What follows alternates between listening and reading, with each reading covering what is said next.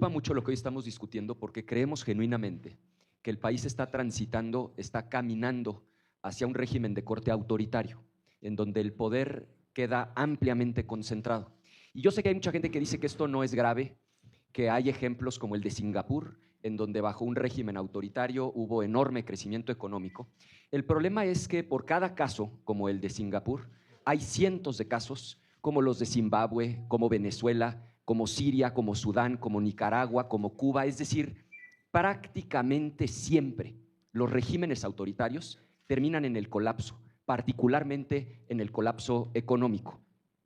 ¿Qué es lo que hoy está sucediendo en México?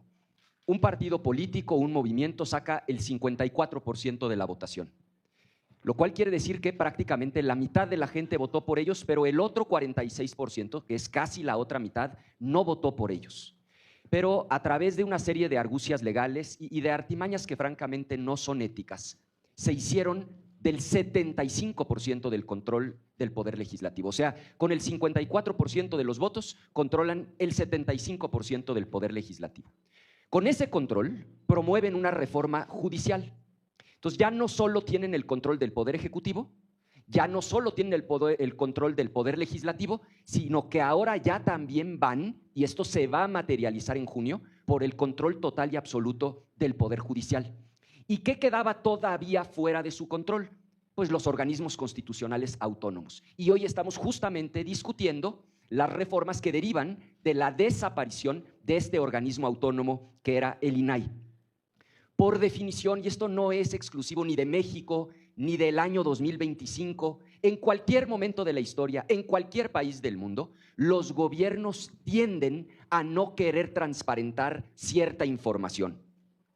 El INAI era justamente un órgano autónomo, independiente del gobierno, al que el ciudadano podía acudir para decirle: INAI, el gobierno no me quiere entregar esta información. Y entonces el INAI, que no dependía del gobierno, intervenía para entregar esa información. Y el INAI servía, y el INAI era incómodo para los gobiernos independientemente del partido. Les pongo ejemplos.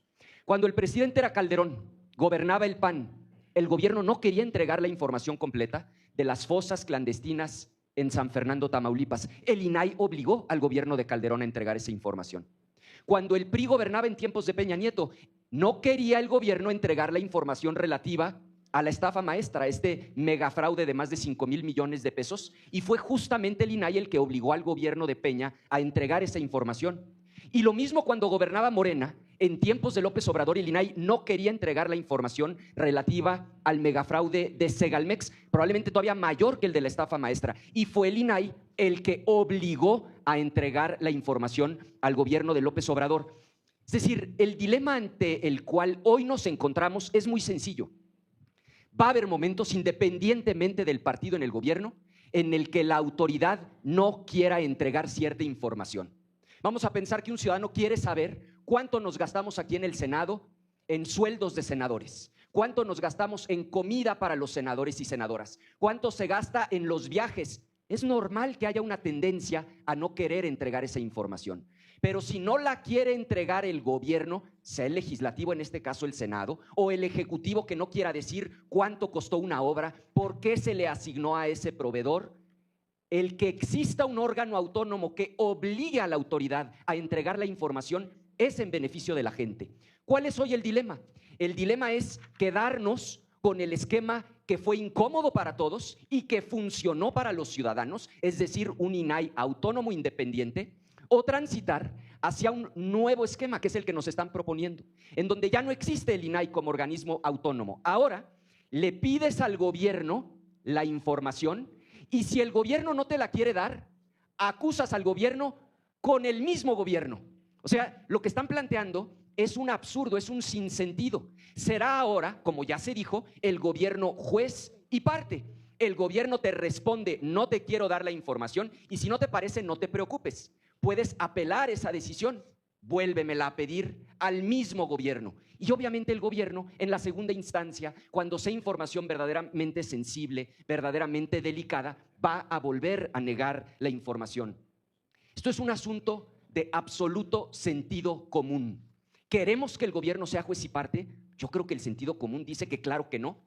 Queremos que haya un órgano autónomo, independiente del gobierno, al que podamos acudir para obtener la información que el gobierno no nos quiere dar. Yo creo que sí.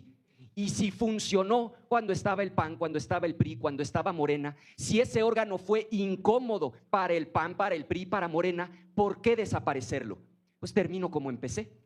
Porque estamos en un tránsito, en un camino hacia un régimen de corte autoritario, porque están concentrando el poder, porque hoy Morena controla el ejecutivo, el legislativo, el judicial, va por el control de los órganos autónomos, y es cierto, hay garbanzos de a libra como el caso de Singapur, pero hay cientos de ejemplos como Siria, como Sudán, como Nicaragua, como Venezuela, como Cuba, como Zimbabue, donde una vez que el poder está concentrado, la corrupción aumenta, termina colapsando la economía y eso no le conviene a nadie.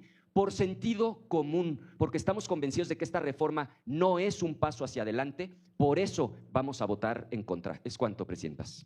Muchas gracias, presidenta. Muy buenos días a todas y todos ustedes. Bueno, cada poder, cada legislatura tiene el derecho a decidir cómo va a normar el país. Durante muchos años, pues hemos visto ires y venires en las distintas legislaciones. Y en un momento determinado, quienes gobernaban en un momento decidieron que las atribuciones del Ejecutivo, que eran de transparencia, dijeron, bueno, vamos a crear un organismo constitucionalmente autónomo, vamos a dárselas y que ellos lo ejecuten. Muy respetable. Pero esta legislatura, con la mayoría que tenemos, tomamos la decisión de que es momento de regresarle esas atribuciones al Poder Ejecutivo y desaparecer el organismo constitucionalmente autónomo.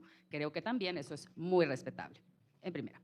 Segunda, el tema de los nombramientos, ya que tanto extrañan al INAI vigente en la legislación de derecho positivo. ¿Cómo se nombran los comisionados? ¿Cómo se nombraban? Recordemos en la última legislatura, la presidenta de la Comisión de Gobernación no me dejará mentir, que estuvimos 1 año y medio con el golpeteo de si elegíamos a un comisionado o a otra comisionada. Y el tema era que simple y sencillamente, de este lado, del lado de Morena, pues no íbamos a dejar de ninguna manera que quisieran imponernos a un comisionado o comisionada. ¿Por qué? Porque la forma de elegir es por las 2/3 partes, es por mayoría calificada. Entonces, eso le servía a los otros partidos políticos para obligarte a decir, oye, vienen 2, uno tuyo, uno yo. Pues no, en aquel momento pues tampoco la teníamos. ¿Y qué se decidió? No nombrar a nadie. Ya ahí está el instituto que funcionó hasta que ya pues lo desaparecimos y está en tema de extinción. Entonces, también es una pérdida de control político sobre las decisiones de transparencia de partidos minoritarios o de diferentes fuerzas políticas. Bien. Tercero, hablamos de austeridad. Dicen, es que el INAI cuesta el 0.01% del presupuesto. Bueno, pues el gobierno de la doctora Claudia Sheinbaum va a operar lo mismo con el 0.0001%. Si nos vamos al presupuesto consolidado del 2024, hablamos de 168 millones de pesos, de los cuales si lo extrapolamos al tema de una tercera parte, del 35%, que aproximadamente es el costo que va a tener estas nuevas atribuciones de la Secretaría de la Función Pública, pues hablamos de 56 a 60 millones de pesos. Y ahí hay un sobrante de 100 millones de pesos. Y dicen, no, pues ¿cuánto es 100 millones de pesos? Simple y sencillamente el programa de vivienda de mi estado, de Yucatán, durante 1 año, para garantizarle a la gente su derecho a una vivienda digna. Sencillo, ¿no? Así lo quieren ver, pues así lo exponemos. Por otra parte, la nueva legislación que le va a aplicar, que vamos a aprobar y que le va a aplicar al Poder Ejecutivo, si ya la leyeron, es extremadamente garante y además lo que se consideraba datos abiertos y se dejaba abierto, hoy lo menciona y lo dice tal cual la legislación. Por ejemplo, en el caso de hidrocarburos, te dice que tienes que mostrar hasta la lista de personas que se entrevistaron con funcionarios que tengan atribuciones para dar o asignar algún tipo de concesión o algún tipo de permiso. Ya está establecido aquí. Vámonos todavía más allá, hablamos de eficiencia y de eficacia. Hablamos de una tercera parte. ¿Cuánto tiempo tardamos en solicitar información si no estaba en datos abiertos? No me van a dejar mentir quienes han pedido información. Lo mínimo eran 6 meses. Lo mínimo. Ustedes pueden, también quienes nos siguen a través de las redes sociales, pueden irse al capítulo 7, desde el artículo 88 al artículo 101, y contabilizar los días. Que ahí está, que te llevaría un proceso completo. La sumatoria son 64 días, redondeémoslo a 65 días. Y si en 65 días no te contesto, entonces judicializas, pero ya ganaste ahí 4 meses. Entonces, austeridad con eficiencia y además con una reglamentación, con una norma que te va a garantizar el funcionamiento de un instituto. Entonces, no es solo un tema de austeridad, y de verdad qué pena que lo minimice la fracción del PAN, me da mucha pena, porque bueno, pues ya sé que estaban acostumbrados a gastar manos llenas, pero pues ahora las cosas son diferentes y simple y sencillamente es una decisión, al igual que la tuvieron en otros partidos en otros momentos. Hoy nosotros la tenemos y esa es la decisión que estamos tomando y por lo tanto también es respetable. Muchas gracias. Muchas gracias. Nuevamente buenos días a todos. Miren amigos, claro, como en cada reforma que ustedes están presentando, y me refiero al régimen morenista, lo que están haciendo es llevar a nuestro país a una dictadura. Sé que lo niegan, pero con cada reforma están llevando a nuestro país a un modelo hiperpresidencialismo. Lo que poco a poco se fue logrando de quitarle poder al presidente de la República, haciendo instituciones autónomas, generando contrapesos, equilibrios, ustedes se han dedicado a destruirlos todos, haciendo que el presidente de la República o la presidenta puedan decidirlo todo. Y aquí, en este caso concreto, yo lamento mucho que se atrevan a decir que es un mandato de la gente de la desaparición del INAI. Yo no me acuerdo que hayan hecho una consulta para preguntarle a la gente si querían que se desapareciera el Instituto Nacional de Acceso a la Información. Lo que sí me acuerdo y siempre les voy a recordar es que en el Senado de la República el régimen morenista con sus aliados no ganó la mayoría calificada. Burlándose del voto popular, la compraron, la cooptaron, pero no fue con el voto de la gente que hayan podido destrozar el Poder Judicial, desaparecer el INAI y generar lo que hoy están haciendo, que es un hiperpresidencialismo. Presidenta, con todo respeto le digo, es falso que el régimen morenista no oculte la información. A ver, López Obrador, desde que estaba de jefe de gobierno en la Ciudad de México, declaró reservada la información de la construcción del segundo piso. Declararon reservada la información del Tren Maya y del AIFA, y todas las solicitudes de acceso a la información que se presentaban se la sacaban diciendo que no existía la información. La total opacidad es una de las características de los gobiernos del régimen morenista, y por eso, por total convicción y absoluta congruencia, nuestra votación en esta reforma va a ser en contra, porque así lo hicimos cuando desaparecieron el INAI. Ustedes están haciendo, amigas y amigos, y es muy grave lo que dicen, que si esta reforma estuviera en otras manos o en otro gobierno, a lo mejor podría ocurrir lo que nosotros estamos señalando. Fíjense lo que están diciendo. O sea, lo digo sin conceder, si este fuera un gobierno honesto, entonces esta reforma no podría ser mal usada. Pero si este fuera un gobierno deshonesto, que lo es, entonces sí es una reforma peligrosa, porque no van a transparentar absolutamente nada y se va a prestar a la total opacidad y corrupción. Porque acuérdense ustedes, en el arca abierta hasta el justo peca, y en la absoluta opacidad, pues va a haber una absoluta corrupción, y eso es lo que están haciendo. Y son varios puntos en concreto por los que nosotros votaremos en contra y además presentaremos nuestro voto particular. Primero, por la concentración de poder que ustedes están haciendo, por trasladar las funciones del INAI que desaparecieron ahora a un ente del Ejecutivo, porque además este ente del Ejecutivo lo nombra directamente el titular del Ejecutivo Federal sin pasar por ningún control parlamentario. Con esto que están haciendo, lo único que van a provocar es que haya más opacidad. Va a haber un conflicto de interés porque van a ser juez y parte, porque ahora el INAI ya va a ser un órgano de transparencia carnal. Así como ya tienen su fiscal carnal, ahora el órgano dependiente del gobierno de transparencia va a ser el órgano carnal. Y como van a ser juez y parte, pues obviamente el empleado de la presidenta, en este caso, va a cubrir todo y no va a transparentar nada. Esa va a ser su función. No va a ser atender las solicitudes de transparencia de la gente, va a ser cubrir la corrupción de todo el gobierno. Y por eso tienen un claro conflicto de interés, porque serían juez y parte. Yo a ti, gobierno, te pido que me des la información de tu gestión, cómo te estás gastando el dinero, y tú mismo es el que me la das o decides si me la das o si negaban tener la información. Ahora, pues simplemente sin tener un órgano autónomo, no solo van a negar tenerla, ni siquiera van a atender las solicitudes de acceso a la información. Y por si fuera poco, tiempo, senador. Se ha agotado su tiempo. Perdón, presidenta. Ya se está agotando su tiempo, a favor de concluir. Claro que sí, concluyo con mucho gusto. Van a vulnerar la privacidad de los datos, de los requisitos que se ponen para poder solicitar información. Anteriormente, cualquier ciudadano, sin ni siquiera poner sus datos personales para no exponerse a sí mismo o a su familia, podía solicitar información.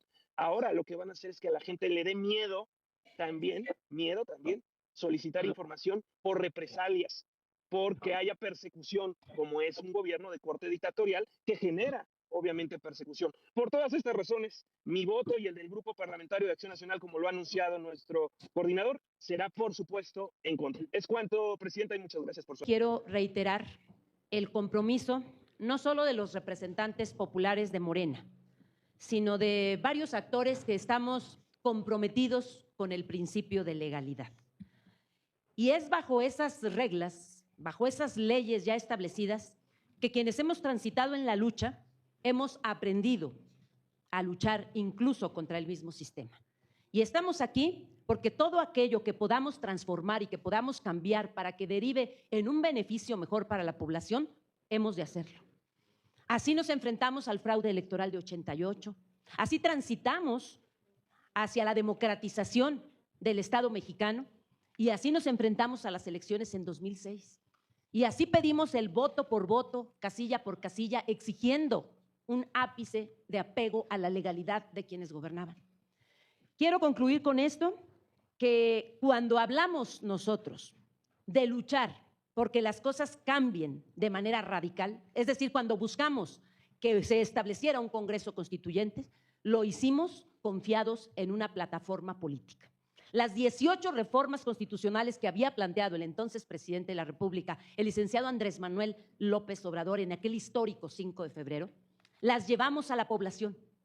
Y lo recuerdo, por si a alguien ya se le olvidó, en cada plaza pública la pregunta de la doctora Claudia Sheinbaum, hoy presidenta de la República, era el cuestionamiento a la población.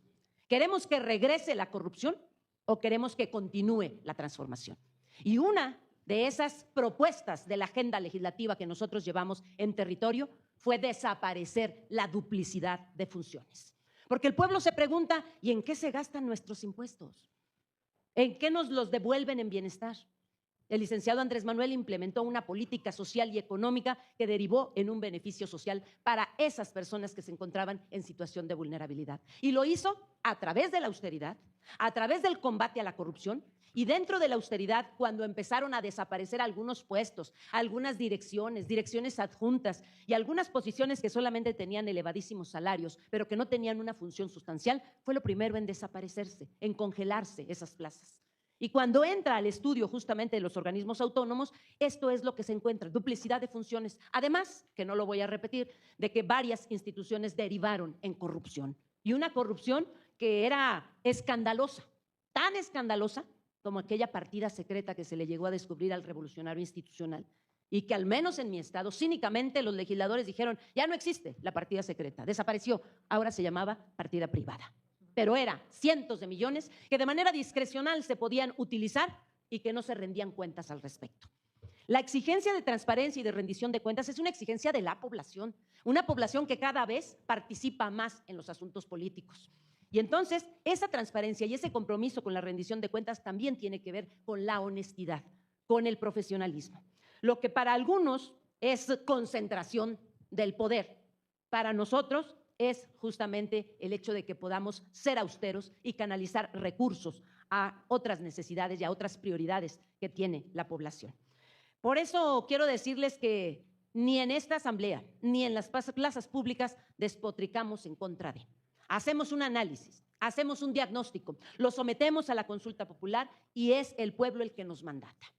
Entonces, no es la concentración, no es el poder legislativo, el poder ejecutivo y el poder judicial en manos de un solo partido. Lamentablemente para la derecha es el poder legislativo representando al pueblo, es el poder ejecutivo al servicio del pueblo y muy pronto tendrá un poder judicial también al servicio del pueblo. Es decir, se acabaron los privilegios, se acabó la concentración del poder. Ahora estamos por emitir 3 legislaciones que van a regular la transparencia que no desaparece, únicamente cambia y se adscribe a esa nueva secretaría que hemos votado, que es de anticorrupción y de buen gobierno. Y aprovecho para hacer un llamado a las legislaturas de los estados para que a la brevedad cambien sus constituciones locales y también comiencen a regular la desaparición de estos institutos de transparencia que existen en todas las entidades federativas. ¿Para qué? Para que exista una canalización de esos recursos a las necesidades reales de su población y un consejo para los gobernantes que puedan escuchar cuáles son las necesidades y las prioridades que hay que atender. Veo que las exposiciones de quienes votarán en contra se basan en meras suposiciones. Creen que van a suceder cosas que sí, seguramente sucederían si ellos estuvieran en el poder. Pero afortunadamente hoy hay un compromiso de una gran mayoría con responderle al pueblo. Y si no le respondemos al pueblo, él tendrá la facultad de que así como nos puso, así nos va a quitar. Estamos bajo el escrutinio de la población y lo que hemos de promover es cada vez una participación más activa de la sociedad civil organizada y de los individuos que logren participar. Se expedirán estas 3 leyes en el periodo pasado legislativo, aprobamos las reformas constitucionales y quedaba pendiente la legislación secundaria. Hoy le cumplimos al pueblo de México justamente votando para que se expidan esas 3 leyes, se hagan las reformas a la Ley Orgánica de la Administración Pública y que continuemos en la vía de la transformación tal como lo mandató el pueblo de México en las urnas el pasado 2 de junio. Bien, amigos, ¿qué les pareció el video? Dice el prófugo Ian Canallín que normalmente los regímenes autoritarios terminan en el colapso económico. Dice el prófugo que la 4T tiene el control del poder ejecutivo, legislativo y en junio del poder judicial. Y ya casi con lágrimas en los ojos, dice Canallín que a 4T solo le quedan los organismos autónomos y en este caso uno de ellos es el INAI. Y dice Anaya que los gobiernos en el mundo mundial en algún momento dado tienden a no querer transparentar la información de los dineros y que él teme que este sea el caso en México y que por eso no pueden acompañar esta iniciativa. A continuación, la senadora 4T de Morena, Farhat, le cierra toditita esa hocitrompa mentirosa que tiene y le dice que se friega y se aguante callado, que cada legislatura tiene el derecho a decidir cómo va a normar el país y la oposición anteriormente estuvo de acuerdo con los organismos autónomos. Ahora la 4T, con la mayoría que tiene, tomó la decisión de que es momento de regresar esas atribuciones al poder ejecutivo y desaparecer los organismos autónomos. Esto del INAI no es solo un tema de austeridad y qué pena que lo minimicen la fracción del PAN y se entiende porque estaban acostumbrados a gastar a manos llenas. 100 millones de pesos, como dicen ahí, es una baba para ellos, pero para el estado de Yucatán es el presupuesto de un año para vivienda, dijo Farhat, que les cerró toditita los hitos para Ricardo Anaya. Estará pendiente del próximo video, denle like, compartan el video, suscríbanse, hasta la próxima, Dios los bendiga.